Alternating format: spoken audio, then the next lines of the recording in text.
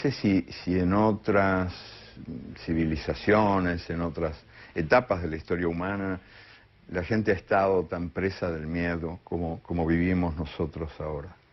Tenemos miedo de todo el tiempo. No se puede hacer nada, es un gas paralizante el miedo. Los miedos, creo, predominantes, los que se sienten más en la vida cotidiana son el miedo a perder el trabajo, que es un típico pánico de nuestro tiempo. La inseguridad laboral, el miedo a no encontrar mañana tu puesto en la fábrica o en la oficina, que hace que una cantidad de derechos sindicales que se habían obtenido a lo largo de más de 2 siglos de luchas estén ahora corriendo grave peligro de muerte, porque nadie se anima a nada por miedo, por pánico a la pérdida del trabajo que se tiene. El que no tiene miedo a perder el trabajo tiene miedo de no encontrarlo, que es un miedo muy semejante. Y hay muchos otros pánicos, el pánico de vivir, el pánico de ser, el pánico de cambiar, el pánico a los demonios que nos inventan para asustarnos. Los derechos democráticos van a morir. Y lo que estamos viviendo en Europa hoy en día es una tercermundialización sucesiva. Los contratos colectivos de trabajo desaparecen. El estatuto del trabajador desaparece. El trabajo se convierte en una mercancía como cualquier otra. El hombre se convierte en una mercancía como cualquier otra. Y allí donde se encuentre el mercado más favorable, el capital irá a buscarlo. En otras palabras, se da una deslocalización permanente.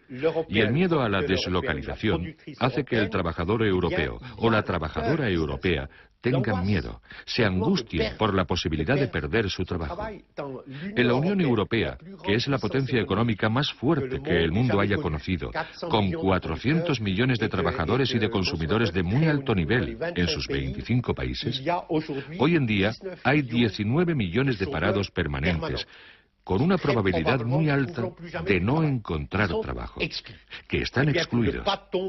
Así, para no caer en la marginalidad, prácticamente todos los trabajadores, desde el director general hasta el conserje, interiorizan el miedo, se someten voluntariamente, ya que no tienen garantías sociales.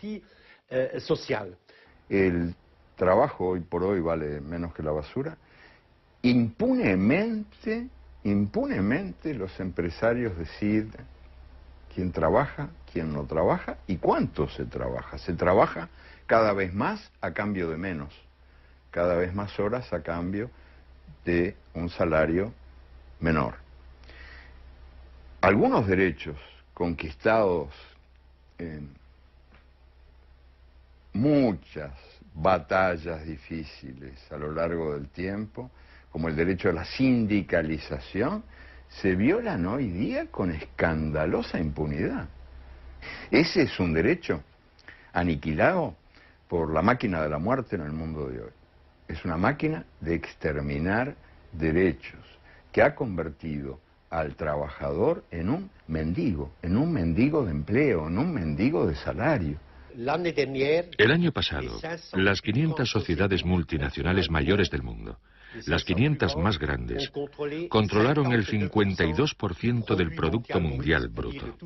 Es decir, de todas las riquezas en mercancías, capital, patentes, servicios producidos en el planeta. Un monopolio. Un poder como no había existido antes en el mundo.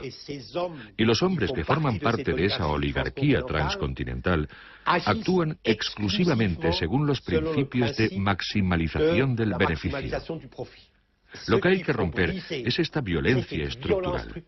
Los jefes de las multinacionales son en realidad señores de la guerra, que están en batalla permanente para lograr aún más beneficios y aún más cuota de mercado. Y los que pagan los gastos son los pueblos. El derecho a la independencia, el derecho a la soberanía, es hoy por hoy un lujo de los países poderosos, de los países ricos. Cuando los países pobres ejercen el patriotismo, ese patriotismo se convierte en populismo, o peor todavía, en terrorismo y constituye una amenaza para el mundo. Entonces nosotros no tenemos el derecho de defendernos, solo tenemos el derecho de aceptar lo que otros deciden por nosotros. Y esos otros son los que ejercen el gobierno mundial. Los verdaderos amos del mundo hoy en día, en primer lugar, son invisibles. No están sometidos a ningún control social, sindical, parlamentario. Son hombres en la sombra que detentan el gobierno del mundo. Detrás de los estados, detrás de las organizaciones internacionales, hay un gobierno oligárquico de muy poca gente.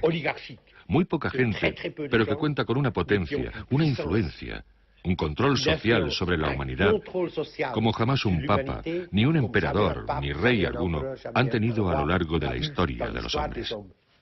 Pero ¿quién es este asesino serial que mata todo lo que toca?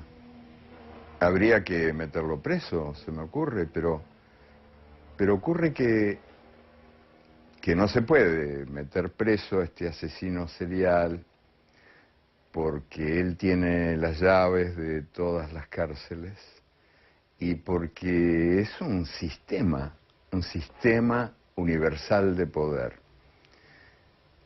que ha convertido al mundo en un manicomio y en un matadero. La globalización es una inmensa mentira.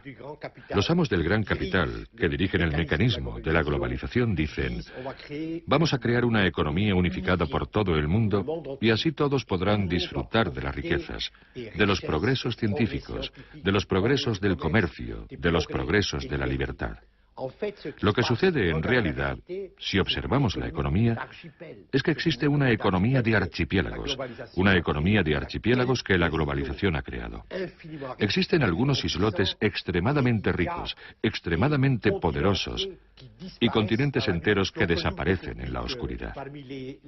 No hay duda de que entre las organizaciones interestatales visibles, que están en la vitrina de la globalización, 3 organizaciones son las más poderosas, que dominan, que regulan los acontecimientos económicos.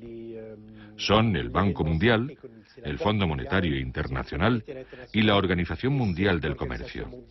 Son bomberos pirómanos y son fundamentalmente organizaciones mercenarias de la oligarquía del capital financiero invisible mundial. El Fondo Monetario lo manejan 5 países y sobre todo uno, que es el que tiene derecho de veto, pero digamos 5. El Banco Mundial es un poquito más democrático, lo manejan 8 países. La Organización Mundial de Comercio, que es la que nos condena a cobrar cada vez menos y a pagar cada vez más, en sus estatutos establece el derecho de voto, pero nunca se votó, jamás.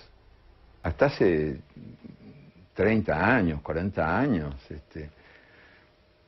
a nadie se le ocurría desconfiar de la justicia como un valor universal y por lo tanto todos, mal que bien, hasta la derecha más recalcitrante, compartían básicamente yo no te digo la indignación o la denuncia, pero por lo menos la aceptación de que la injusticia existía en el mundo. Y ahora que estamos gobernados por esta dictadura invisible de los grandes señores de las finanzas y de la guerra,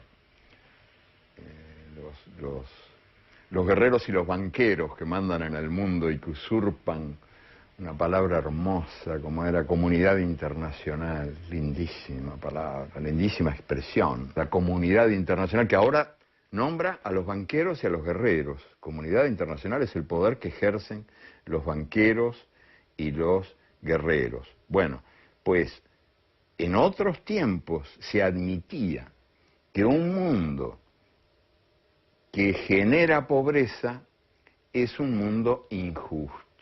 O sea que la pobreza es hija de la injusticia.